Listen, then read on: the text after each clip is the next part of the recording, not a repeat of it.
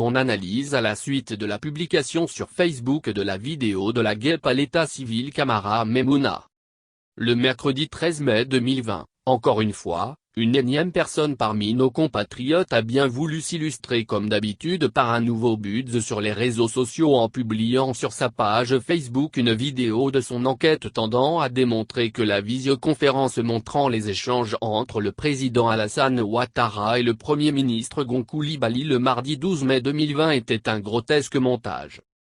Ce que je retiens après avoir regardé cette vidéo de la guêpe sur Facebook, c'est différents appels dans ces hôpitaux parisiens, Pitié-Salpêtrière situé 4783, boulevard de l'Hôpital dans le 13e arrondissement de Paris et la clinique Bizet située 23 rue Georges Bizet dans le 16e arrondissement de Paris également, visait à prouver que l'entretien par visioconférence du président Alassane Ouattara et le Premier ministre Gon Coulibaly qui s'est déroulé le mardi 12 mai 2020 était un fallacieux montage savamment orchestré. Pour la guêpe, le PM est en convalescence à la clinique Bizet et ne pouvait par conséquence, tenir cet entretien par visioconférence avec le président de la République. Ok, pas de panique.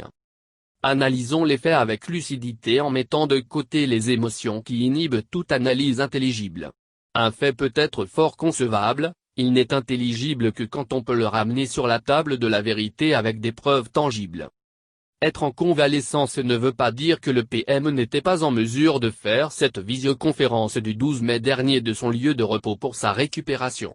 Si donc les appels de la guêpe visaient à démontrer qu'il y a eu un montage vidéo mensonger, il va de soi qu'elle est encore une amatrice en journalisme d'investigation.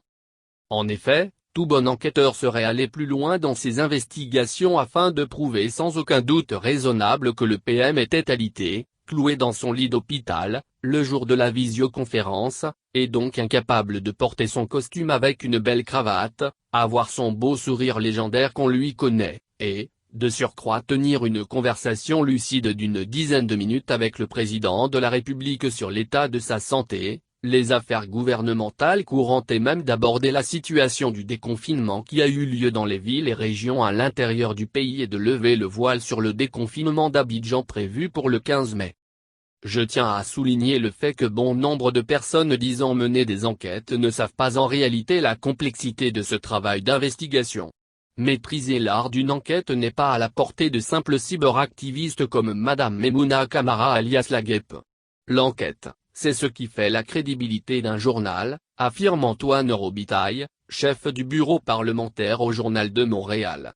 Et si l'enquête reste importante, c'est qu'il y a tellement de fake news maintenant que cela prend des gens qui prennent du recul, qui mettent un éclairage différent sur les événements, affirme Isabelle Hachet, journaliste d'investigation au journal La Presse.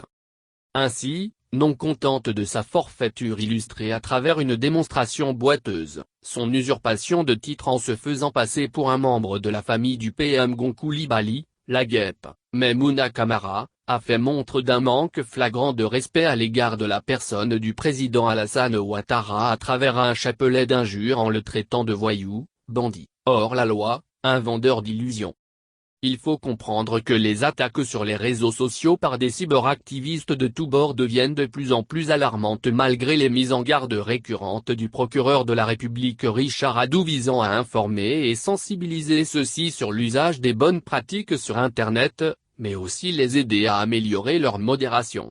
Il faut avoir en mémoire ces propos du procureur Adoux: tout n'est pas permis sur les réseaux sociaux. Internet n'est pas une zone de non-droit. En Côte d'Ivoire, il est régi par des lois.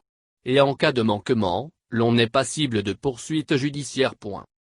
Rappelons également que les diffamations sont punies par la loi en Côte d'Ivoire selon l'article 60, et punies d'1 an à 5 ans d'emprisonnement et de 5 millions à 10 millions de francs CFA d'amende, le fait pour toute personne de proférer ou d'émettre toute expression outrageante, tout terme de mépris ou toute invective qui ne renferme l'imputation d'aucun fait, par le biais d'un système d'information. Au sens de la présente loi, on entend par cybercriminalité l'ensemble des infractions pénales qui se commettent au moyen ou sur réseau de télécommunications ou un système d'information, Internet, réseaux sociaux. Nous assistons avec les réseaux sociaux, à l'avènement d'un phénomène nouveau, qui prend de l'ampleur disproportionnée connu sous le terme fake news, de l'anglais, En français fausses nouvelles, informations fallacieuses, fausses informations, intox. Les fake news sont véhiculées par une pléthore de faux prophètes, d'individus mal intentionnés et de sans-vergogne, souvent très peu éduqués pour ne pas dire sans un savoir-faire et un savoir-être. On peut qualifier certains cyberactivistes de trolls, un jargon pour caractériser un individu ou un comportement qui vise à générer des polémiques sur les réseaux sociaux. Ainsi, on désigne sous le néologisme troller, le fait de créer artificiellement une controverse qui focalise l'attention, aux dépens des échanges et de l'équilibre habituel de la communauté.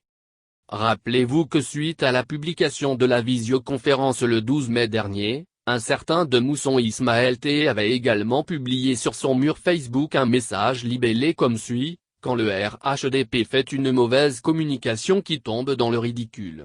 Dans son post, il mentionnait qu'il s'agissait d'une vieille visioconférence qui avait eu lieu lorsque le PM Gon Coulibaly était en quarantaine à Grand-Bassam. Il continue son argumentaire en franchissant le Rubicon dans le déni total en ces termes. Souvenez-vous de la vidéoconférence que le président avait eue avec le Premier ministre au début de la crise sanitaire, quand il est allé se confiner à Grand-Bassam. Eh bien, c'est bien cette image qui a été ressuscitée afin de blaguer un peu leurs militants. Ne vous laissez pas avoir par cette image. Que ça fait pitié, je ris seulement. Ouh là là. Que diantre. Encore une fois un travail d'amateur, un fake news, sinon que dire. En écoutant attentivement la vidéo des échanges entre le président Alassane Ouattara et le Premier ministre Gon Coulibaly datant du mardi 12 mai 2020, il est évident que les sujets abordés étaient récents et en phase avec l'actualité du moment. Il ne pouvait donc pas s'agir d'un ancien entretien datant de la période de confinement du PM, ou encore moins sorti de nulle part. En effet, le Premier ministre ivoirien, Amadou Gon Coulibaly, a repris ses activités professionnelles, le lundi 6 avril 2020 à la primature, après la fin de son autoconfinement, décidé le 24 mars dernier, après avoir été en contact avec une personne testée positive au coronavirus, Covid-19, source Abidjan.net, news.abidjan.net Weblink. Il s'est rendu à Paris, en France, le samedi 2 mai 2020 pour des raisons médicales. L'information a été livrée dans un communiqué de la présidence de la République rendu public dans la soirée de ce même samedi.